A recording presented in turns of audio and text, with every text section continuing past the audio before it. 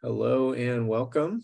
Thank you all for being here today. I'm Nick Knoke, the Director of Technology for the Asset Leadership Network, and I am very excited for this next installment of our ALN BIMStorm series on higher education.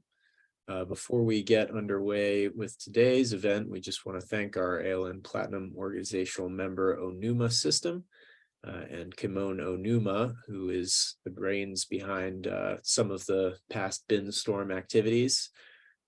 And we also want to thank our other ALN patron members, as well as all our organizational members for their continued support. Makes programming like this possible. And if you're interested in joining us and collaborating, we would love to hear from you. So please reach out and we can start the conversation. And with that, I'll just say, if you're out there watching, we would love to hear from you. So please send any comments, questions, or feedback to the chat, or you can use the Q&A function of this Zoom webinar. Mike, Executive Director for the ALN, hello. Hi, thanks, Nick. And looks like things have melted out in Lander, Wyoming. Oh, I only wish. Yeah, no, this photo is from a spring past, and looking forward to another wildflower season here coming soon. Fingers crossed. I am from in Chicago, and things are going nicely. And Ruth Heller, a colleague, is in London, and she'll be joining us shortly. But before we get to Ruth, I want to do a little bit of background overview and explain that, as Nick indicated, these online brainstorms using building information models have been going on for a long time, back to 2006, 2007. And the ALN has been involved with Kimon Onuma and Onuma Inc. to bring this approach to visualizing assets to improve asset management to the ALN. So there's a backstory. We've got a paper on what we've done in the past, and we're building on what we've done in the past. We have created healthcare modules and have landed them in San Antonio, Kiev, and now we're bringing them to Ankara, Turkey, and you'll see how that all plays out. So this is the schedule of the main presentations. On the next one is the 22nd. That's an interactive workshop. What we're doing today is getting together content and information to be presented for use in the workshop. And then we'll have a final presentation on the 12th. Here's what we're up to today. We're going to have another one of these information gathering sessions, and we'll be pointing to United Nations Relief Fund donations a little bit later. And this is about a focus on higher education as institutions that own assets. We think it's very important for higher education to be on board with the current best practices in asset management. And we want to make it easy for them to learn how to do asset management in this way that we're demonstrating. It has proven to be very beneficial, and we want to rapidly deploy these best practices. And it's not just about the series of activities that we presented. Even tomorrow on our ALN Thursday at 3 discussion program, we're going to have Deke Smith, who is the Executive Director of the Academic Interoperability Council, which is trying to help universities around the world use digital twins and educate people about digital twins in a consistent manner. So we're really hitting heavy on higher education at the beginning of this year. Mike, just want to mention one thing in there as well. If it wasn't clear, we want to help universities and higher education institutions employ these tactics themselves, but also to prepare the workforce to employ these tactics across all organizations and municipalities around the world. So both to teach the institution how to use it and also how to teach their students how to do this sort of work, which we think is a growing need. Excellent comment, Nick. Thank you for that. And just to prove what Nick is saying, today we formed a relationship with a professor, a tenured professor at University of Toronto who has 10 continuing education programs in facility asset management and is looking forward to expanding what she offers now that she's going to become a member of the ALN. Her company is going to become a member of the Asset Leadership Network. And we'll get to some of these images in more detail later.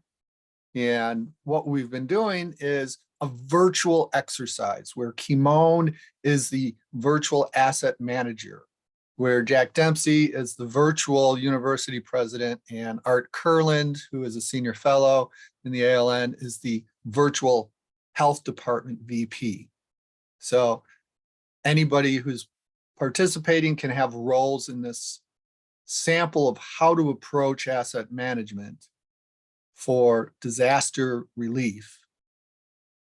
And you'll understand as we move on here. So today we're going to hear from Ruth Heller talking about her efforts to directly help people she knows in Syria. Then Nick is going to show us some of what we've done with GPT to show how to incorporate artificial intelligence in asset management activities, including disaster relief asset management. We're going to look at the Ankara University in Turkey. Ankara is the sister city of Washington, D.C., and the United Nations is interested in partnering with Washington, D.C. to bring asset management initiatives to all of their sister cities. So we're helping out with that. We're going to look at what the UN has on their website about relief. And we're going to be showing how we do some incorporation of ISO 55000 to-do list, things to do to improve management of any type of assets into our activities. And then we're going to ask for suggestions and then confirm what we want to be telling our virtual leaders to be focusing on March 22nd. And I got to say, Jack Dempsey has been involved in the series of papers and reports for the national academies. And this one is on the National Institute of Standards and Technology and how they should improve their campus. They've got 2 campuses, and it's right aligned with what we're doing for higher education. And then he was also involved in strategies to renew federal facilities. This is like a playbook for doing what we want to do. And I really want to plug that.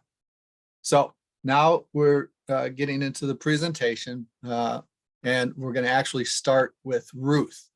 So it's been my pleasure to know Ruth Heller since the early 90s, right before she started her degree, her master's degree in international relationships from George Washington University.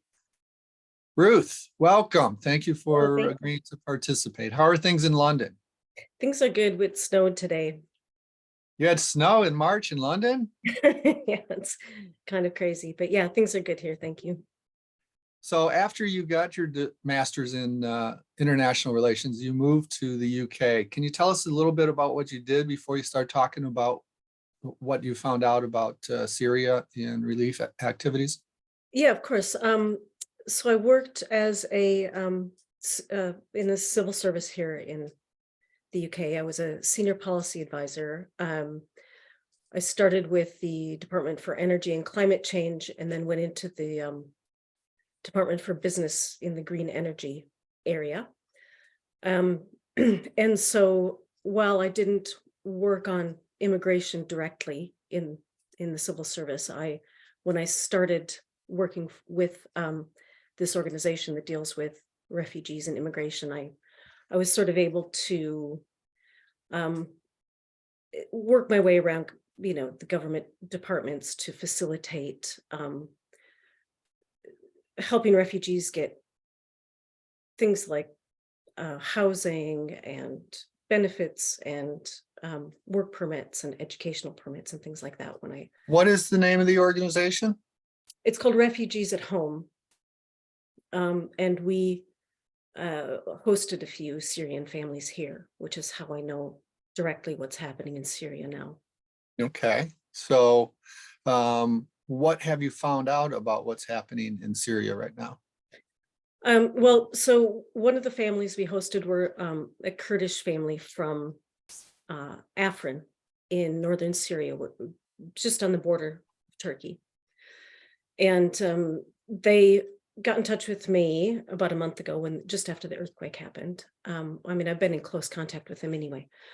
And they were sending out an appeal to raise funds for their family because there was no aid getting into Syria, especially the Kurdish area in the north. And any aid that was getting in was being intercepted, and they were having to purchase all their aid equipment, including their tent. So all their homes were destroyed. It was a family of 3 homes, all of which were destroyed. And so we sent over probably the equivalent of about $600 through a Syrian who went over to deliver the funds. And they subsequently then distributed those funds locally. And that was all they could do. There was there's just no infrastructure there at all to help. And so they were just doing a very local effort. And they're all living in a tent now on the land next to the main house. Because Is this a good time for Nick to show the video that he has? Sure, either one would be good. Okay. Ruth had gotten videos from her friends. If it works. Yeah, so this is the whole family gathered in the tent. And it's set up next to the home of the mother. And there are 2 sons and a daughter and their families here. And the one home that's still standing, they're too nervous to go in because there've been aftershock.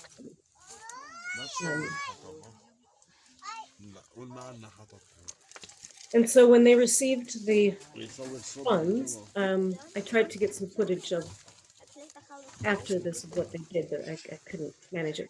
But the whole tent was kind of a makeshift warehouse where they packed parcels for their neighbors and distributed what little they had. It was, pretty amazing.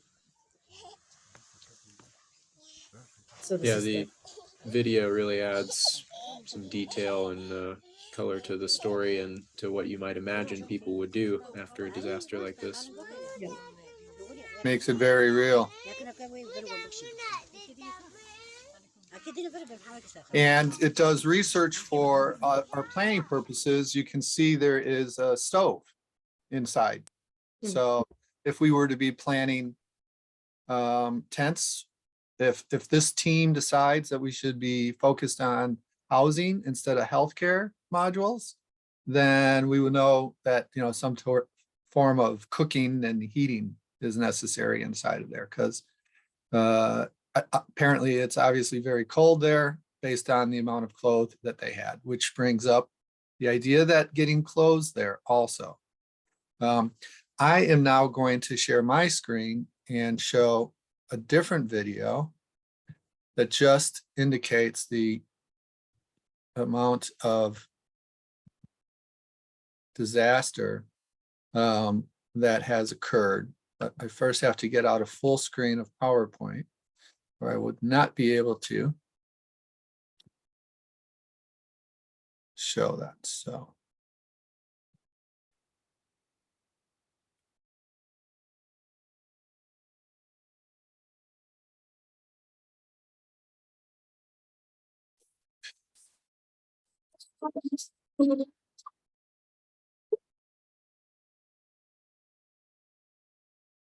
yeah, I found the level of just complete devastation quite amazing.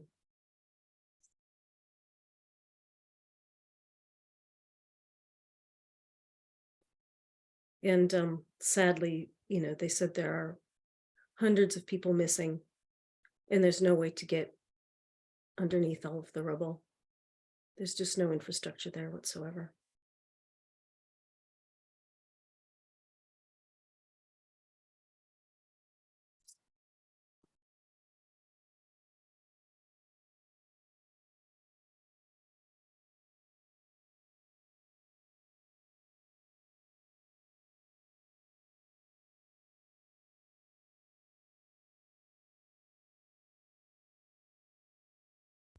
Well, Mike, should we say that, participating here, we hope to have some outcomes that can help, but maybe pull up the UN donations for people that want to directly offer some support? Let me do that by popping it into the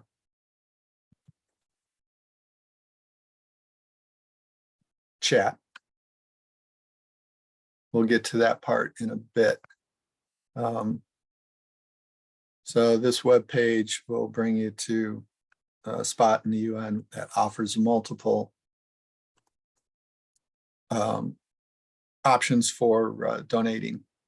And what we're going to do is have this group vote on what we should be doing. So Ruth,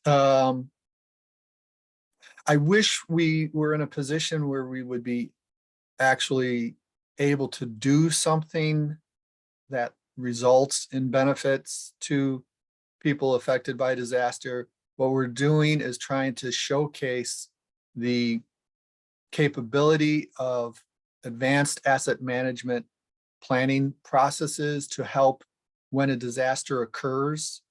And we're trying to raise awareness to this approach.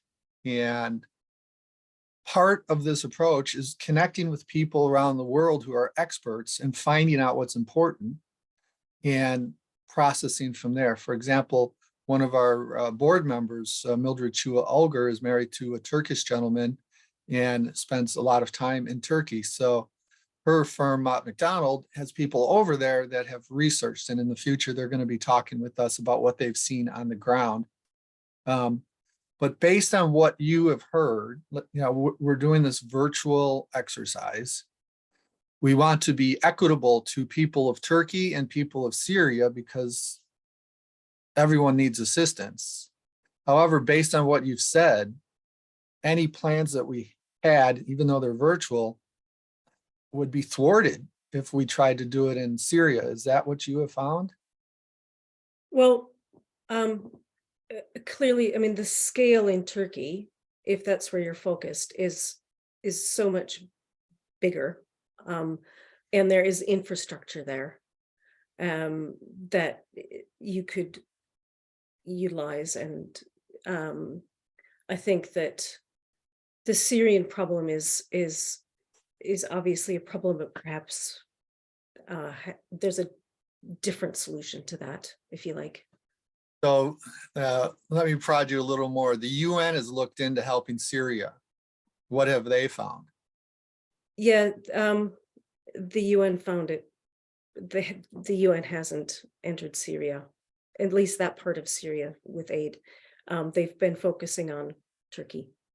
And that's because the authorities in Syria are corrupt and would steal the aid and sell it to the people who it's intended for. Yeah, so the aid doesn't get through in Syria right now. There's an infrastructure in Turkey that you can use. And Syria. So we're going to recommend to the university president and the virtual asset manager that we focus on Turkey. And we don't like the idea of excluding anybody who is in need, but based on the information you've presented, we've got to focus on what would be most useful.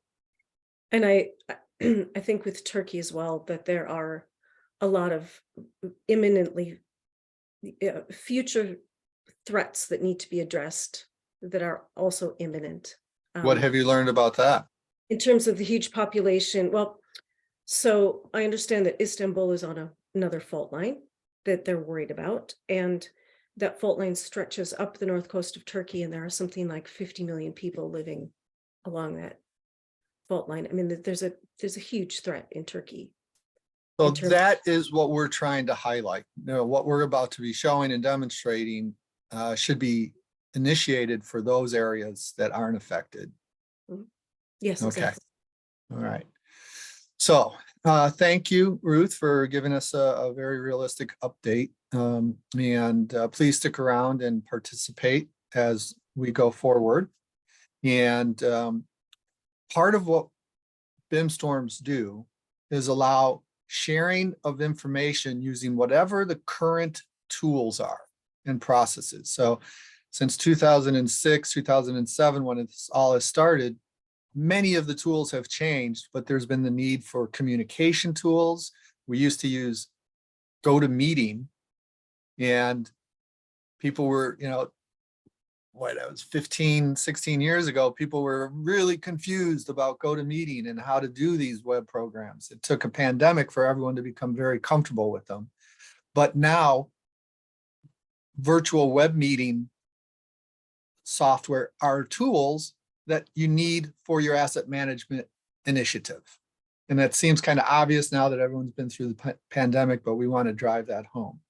And then a new tool set that's come out in the past 15 years is artificial intelligence.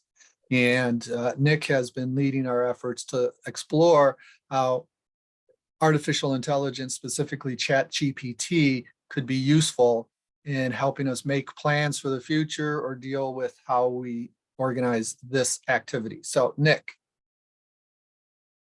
Yeah, but thanks, Mike. I'll just say before I get started on ChatGPT that the need for a virtual workspace for planning meetings isn't always obvious before the pandemic when it's hard to meet with people, but the more I'm learning about it, the more it seems totally necessary, because how can you get all the people in the room at the same time with any regularity to answer all the questions that go into such a complex thing as strategic planning a campus, or in a hospital setting, or the projects that we're talking about with focusing a BIMStorm.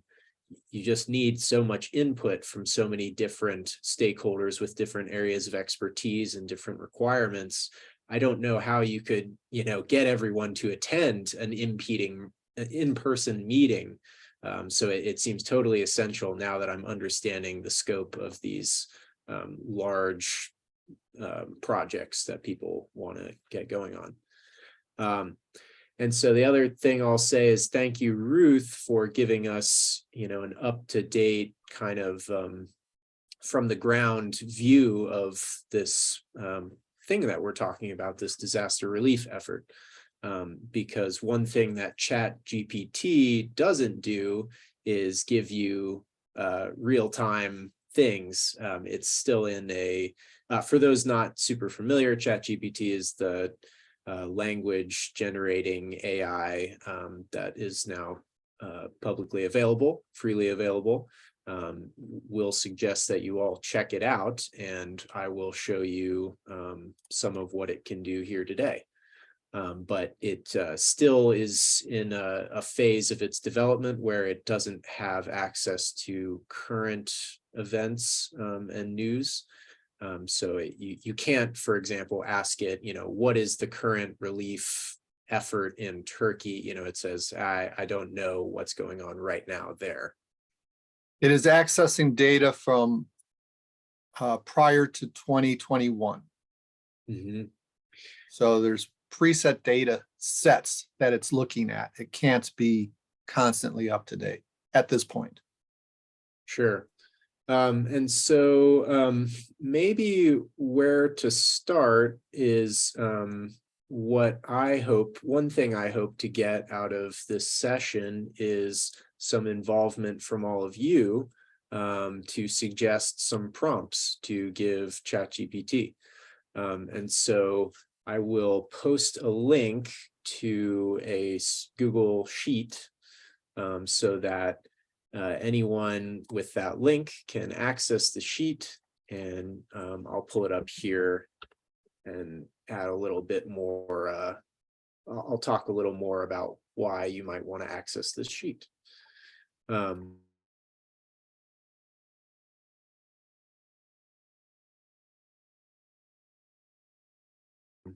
So columns, we have the prompt column. I see some.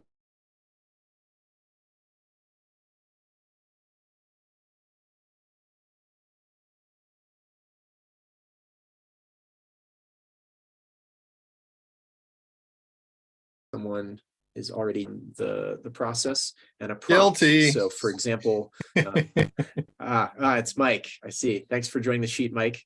I'm glad you got in. That can be challenging to navigate the permissions of these online platforms, but it's worth, navigating those permissions and the technology so that me and you can look at the spreadsheet together and both be editing and commenting, and just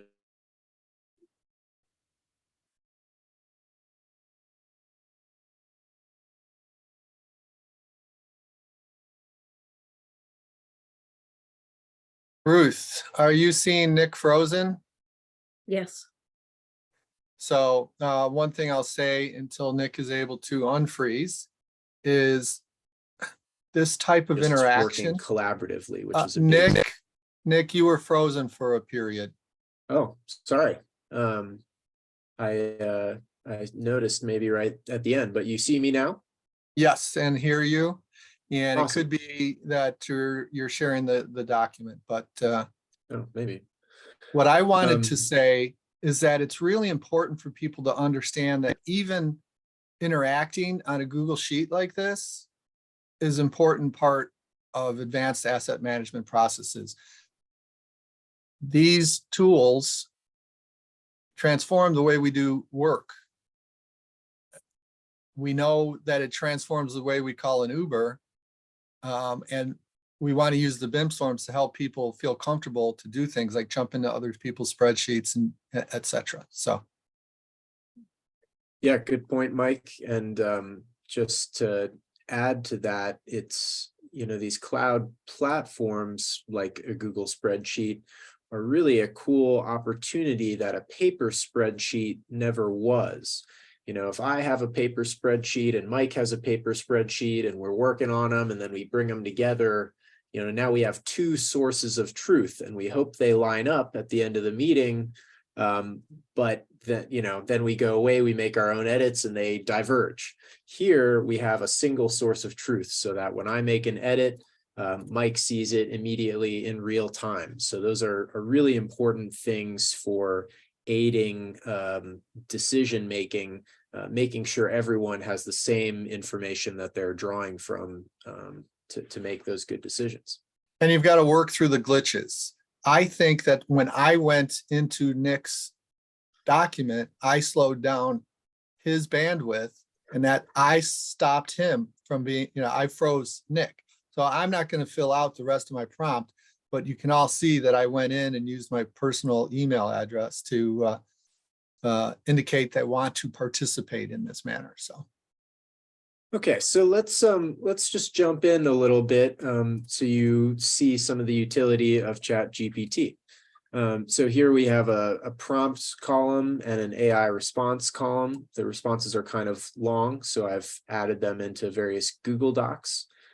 So each, if you have access to this spreadsheet and see a prompt that interests you, you can click on the link for the AI response and it'll take you to a Google Doc like this, where I have just input the initial prompt at the top and then the AI generated response here at the bottom. And so I asked it many things over the last few days, but one that maybe we can start with is I asked ChatGPT to tell me how I can use itself, ChatGPT, to assist in the disaster recovery effort in Turkey.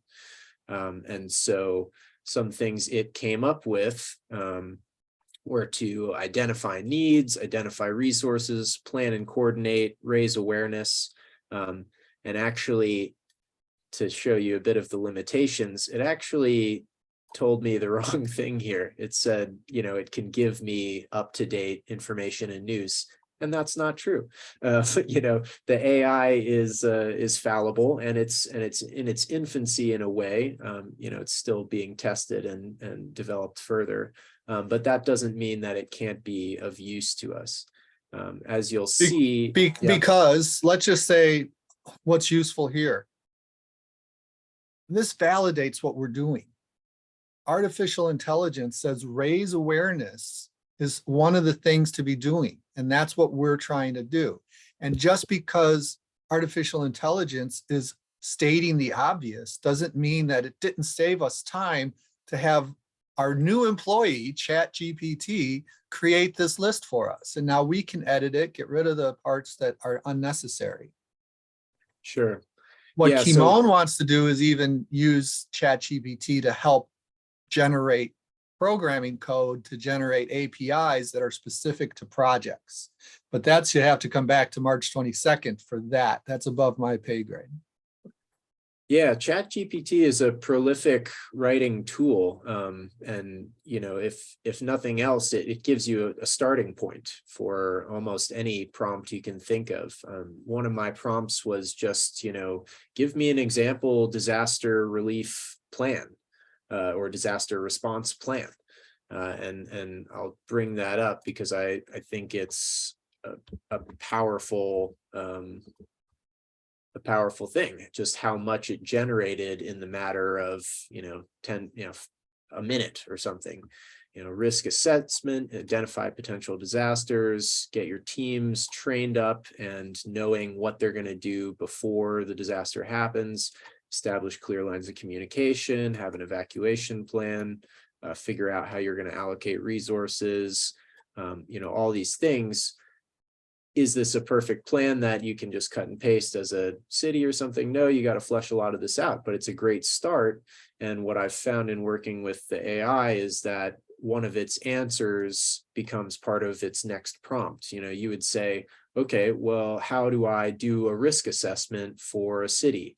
And it would give you more. And then you say, oh, and you can break it into its component parts, and the AI will give you at least drafts of some language to describe each of those component parts of a lot of problems you might have. Nick, that's a really good discovery. I'm getting a nod from Ruth even.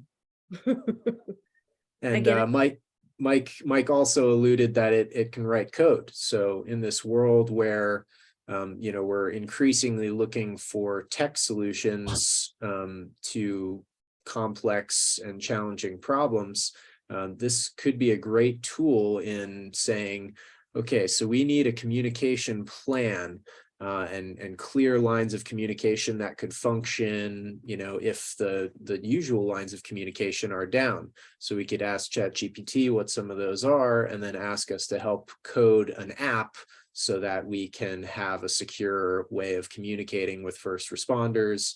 It really is mind-boggling, and I suggest at this point that you all take some time to just get a free little access to ChatGPT, and because it's so cool to talk to this thing and see just how much it can tell you with a little prompting. I'll also post this article that talks about how ChatGPT works and thus how you can best work with it.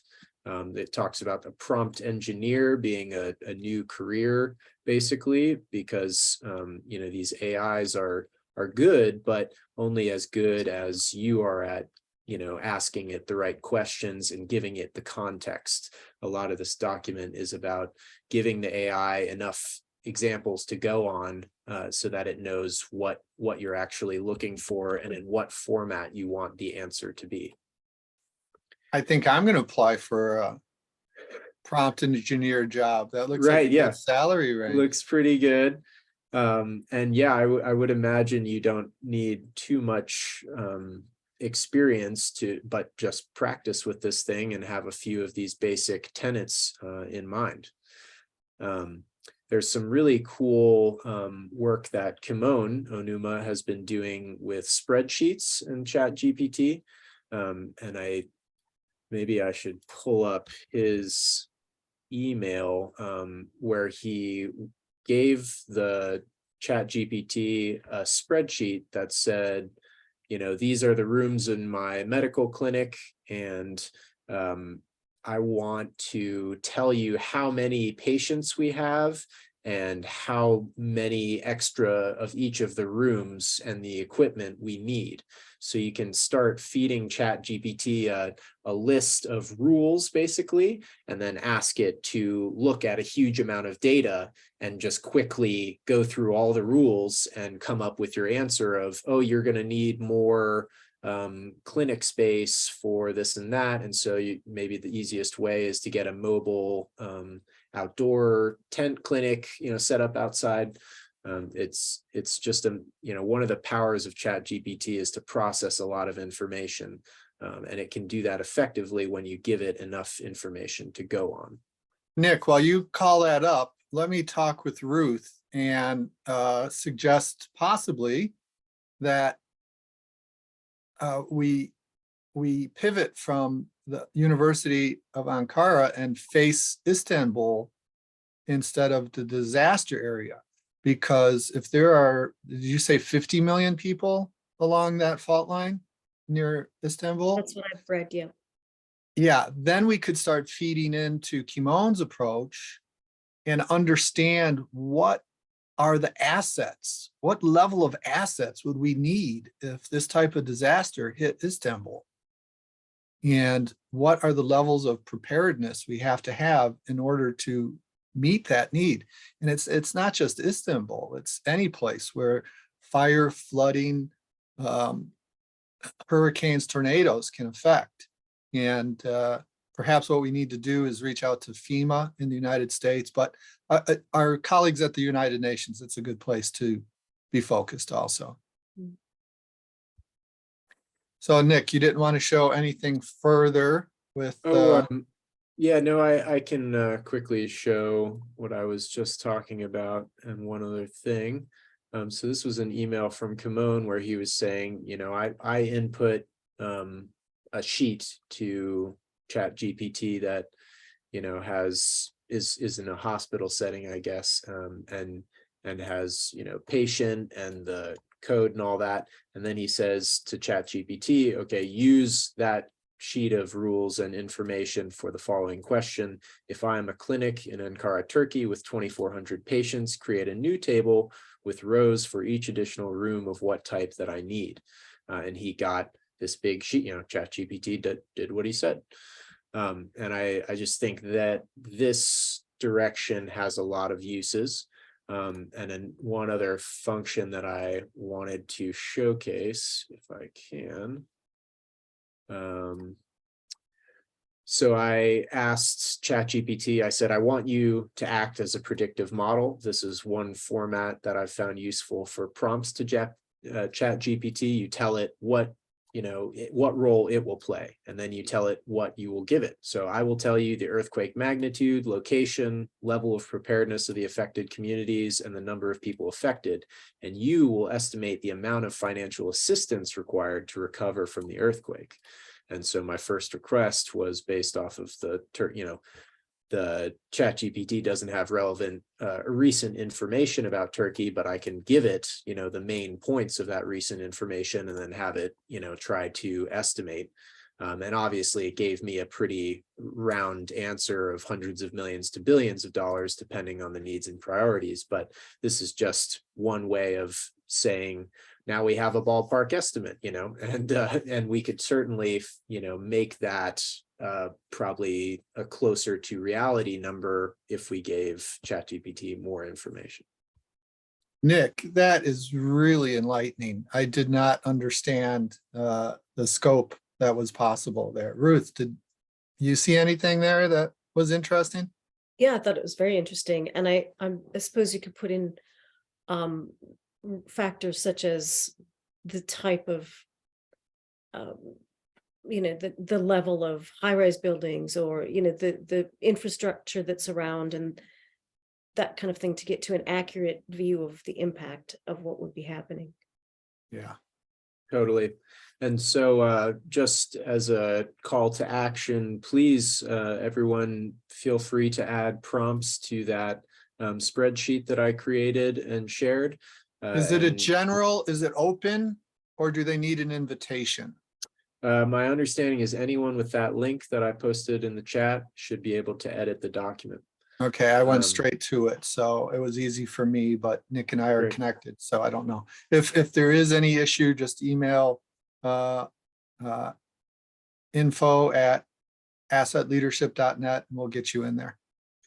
And Mike, I feel like this is one opportunity to segue a bit into our discussion about ISO 55000, just because, part of what I'm doing here and asking you all to participate in this spreadsheet, and what the BIMStorm's a core part of that is collaboration and involving all relevant stakeholders, people with different perspectives, potentially different needs, different interests. And so it's really important for you all to participate, and you might just have an idea that's different enough from mine that you can get exactly what we needed out of ChatGPT, where I, just couldn't come no. up with how to word the prompt. Okay. But before we go into that, and Nick, that's really important, I want to show some more things about what have been done already and explain the BIMStorm activity a little further. So I'm going to call up my PowerPoint, and we had focused on Ankara. This area here is Ankara. We really zoomed in there, and we found Ankara University, and we saw a parking lot. Now I was saying it should be in the green space, but Kimon doesn't want to wreck green space, so he found a pretty good parking lot, and he landed some of the hospitals and the microgrid, the solar microgrid that last year in Ukraine we had modeled. They were using solar microgrids to power surgical headlamps, LED headlamps, because in Ukraine the power went out and you can't be in the middle of an operation and not be able to see what you're doing. And we're assuming that that's the case in Turkey and Syria and all disaster areas. So that shows landing these items here. Here's we decided 3 20-kilowatt arrays were necessary. We thought a regional hospital was necessary. Here are some of the pods for the smaller mobile clinics. And Mike, last year, yes. When you say we decided, we had one of the powers of the BIMStorm. We had a microgrid expert on the call with us, so he could say, oh, roughly, if this is, what kind of stuff you need, this is how much power you're going to need and how many microgrids you're going to need. And we had other experts on the call to say, to help us make these decisions. They were not arbitrary, though they were approximate. Yeah, William Heegard was traveling across the United States while we were doing it last year. So each time he joined us, he was in a different city, and sometimes, just pulled over on the side of the road in his car talking with us at the designated time. Then this is how it gets down to the assets. This is something that's more familiar. This is something that architect Mark Giuliani had taken these individual modules and put them together to create a space flow. So that gives a little bit of a reality base. And then I'm going to go into how we use this for doing what we're doing. And Google Earth has been around for a long time, and there's Afrin. Yep. So we could zoom in on that and realize that that wasn't going to work. So we zoom out to see where it is in relationship. I believe the epicenter was in this area. Yep. And then Ankara is in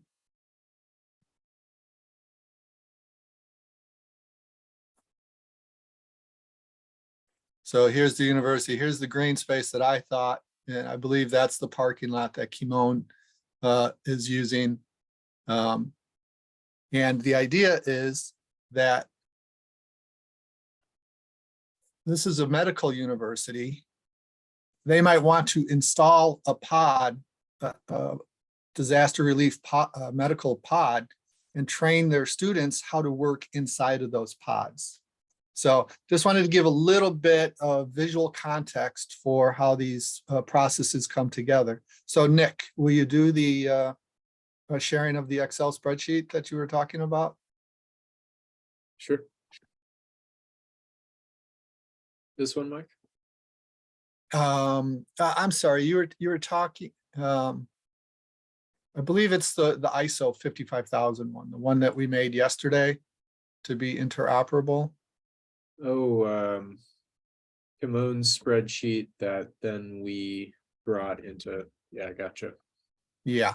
So for those people who are not as familiar with the Asset Leadership Network and asset management, there's been a huge evolution in asset management this century, and global leaders came together and published ISO 55000. The International Standards Organization creates management standards, which I oversimplify by calling to-do lists. And it's best practices of what you should do if you want to have improved quality management, improved risk management. And the asset management tool is ISO 55000. And in the ISO setup, the 55001 document, the main document with terms and definitions is the 1000 document. 9000 is quality management. Then the 01 document is the list of things to do. And that's what organizations can review to understand what the best practices are. And they can go through the list and say, context of the organization, we have a good mission statement, check. Involve all relevant stakeholders. Oh, we do that every month. We get every, or, oh, we don't involve all relevant stakeholders. We need to start doing that. And that's called a gap analysis.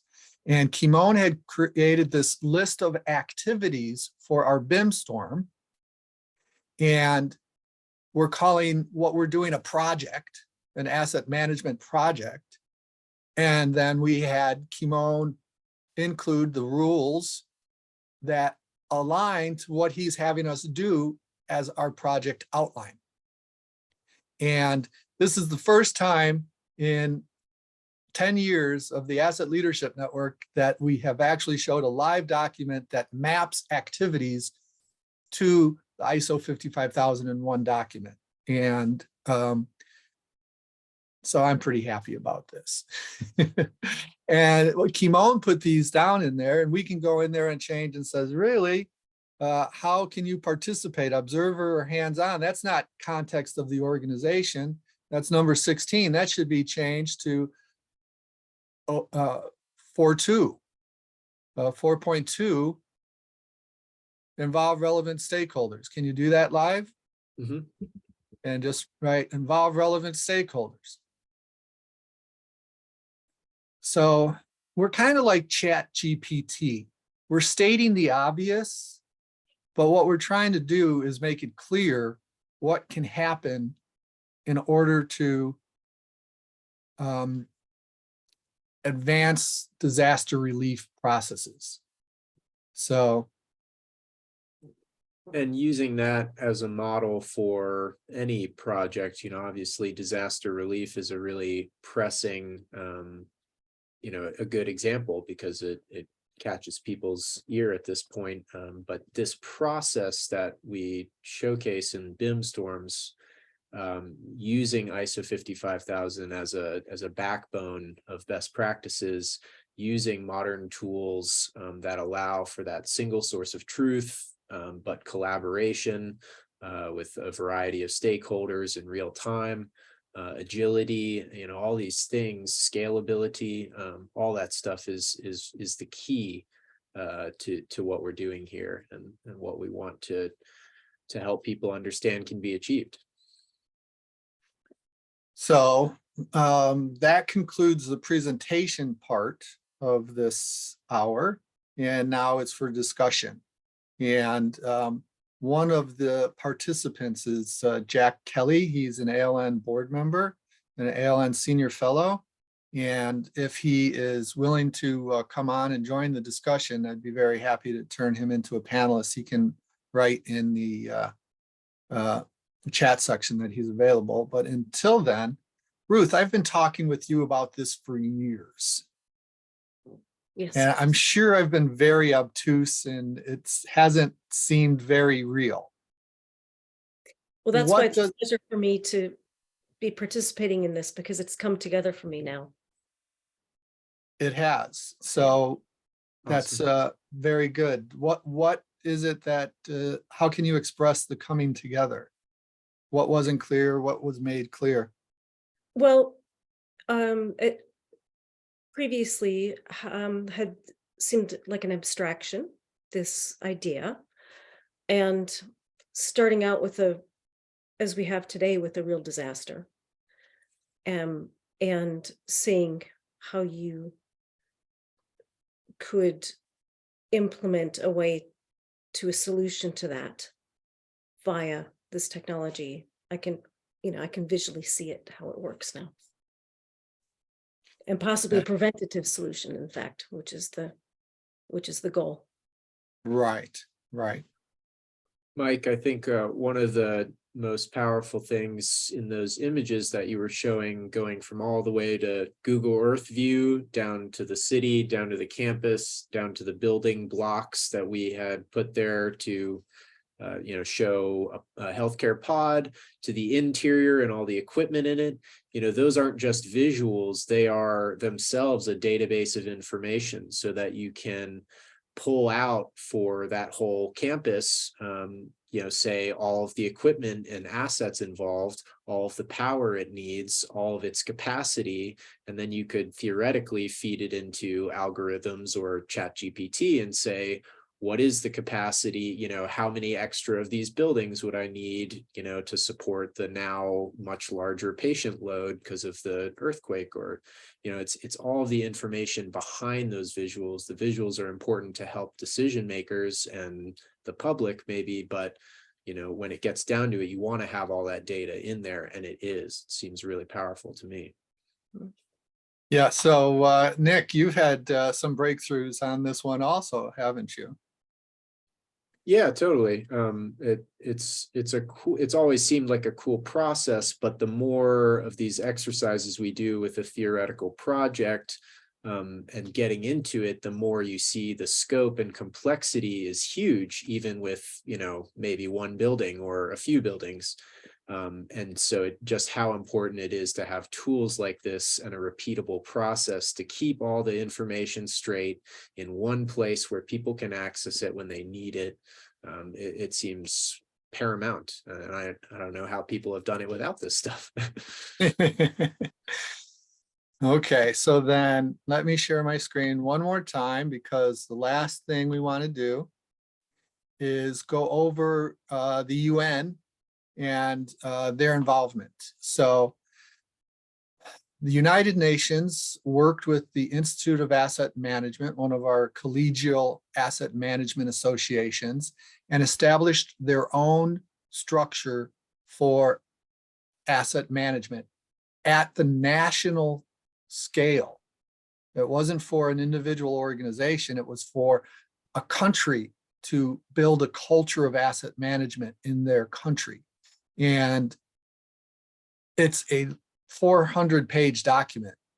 And Jim Dieter, the founder and CEO of the Asset Leadership Network, says it's as good as or better than ISO 55000.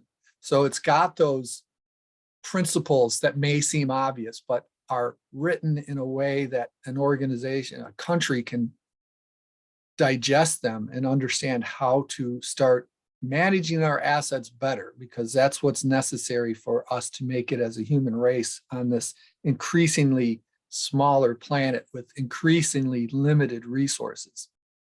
And the United Nations Asset Management team is very happy to help us promote their approach and work with them to bring a message of asset management to the world. And of course, the UN has information about the specific disaster that we're talking about, and they have a list of how you can help. And There's the UN Crisis Relief, UN World Food Program, their Collegial World Health Organization, UN Refugee Agency, UNICEF, which is a well-known focus on children in need around the world, and UN Women, UN Population Fund, UN, I don't know what DP stands for, Development Program, perhaps, I'm not sure. But I'm going to suggest that this focus is on UN Women, and that we make the clinic that we're going to land on Ankara University a women's health clinic on campus, because students, teachers, and administrative females deserve to have a safe space for their healthcare. Ruth, do you think that's viable for this group to focus in on a women's healthcare clinic? Because that would be designed differently than just a regular, a generic health clinic. Oh, it absolutely would. And it's International Women's Day today as well. So To remind I everyone. I think we've just decided what we're going to be doing is going to be focusing this on a women's health clinic. So thank you for bringing up that it is Women's Health Day. And Mike, this, one yes. more reason to focus on the UN Women's Group is it mentions actively working with partners on the ground. And when I asked ChatGPT earlier, based on Ruth's comment of, it's hard to get aid into Syria or impossible because of the corruption, I asked ChatGPT, how do you get aid into a nation that's corrupt? And, one of the things it listed off was, work with people on the ground, partner with organizations who are local to the area that you're trying to help. So just one more mention of ChatGPT. Mm. So one more mention of International Women's Day. Nick's partner, Megan's birthday is today. We can't let the day pass without extending birthday greetings to Megan. Thanks, Mike. So, and thank you to Ruth for joining us and for providing those insights, especially the closing one that we're going to be focusing on a women's health clinic. Appreciate that. And look forward to interacting with you more as this develops, see how we can continue the collaboration. Thank you for everyone who attended live today or who is watching this in the future. Thank you, Nick, for all the background work you did. I learned a lot from you today, so I like this format. We're going to have to assign you more presentation work so that I can learn from your insights. And again, thanks everyone for attending. Thank you. Thanks for organizing it, Mike. Yep. And thanks to all of our organizational members. We're not going to run through the slides again, but really without the support, the growing support. We talked to a woman today who's at the University of Toronto, a teacher, and she's all in. She's like, boom. She just really wants to participate. So she'll be very happy to know how Ruth has guided us towards a women's clinic. Bye for now. Bye. Thanks.